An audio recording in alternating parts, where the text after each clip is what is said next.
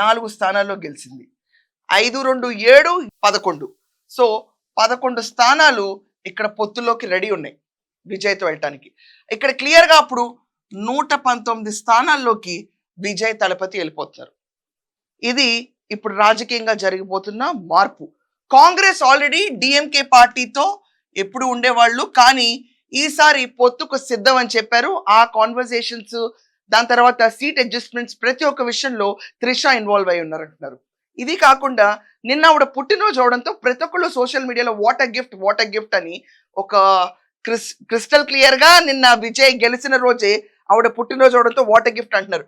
Vijay contest చేసింది మనం చూసుకుంటే పెరంబూర్, ఇది ఇన్ చెన్నై. అలాగే మనం ఇంకోటి చూసుకుంటే తిరుచిరపల్లి, ఇది చూసుకుంటే త్రిచి ఈస్ట్. 2 చోట్ల కంటెస్ట్ చేశారు. ఒక చోట్ల he should leave the ticket.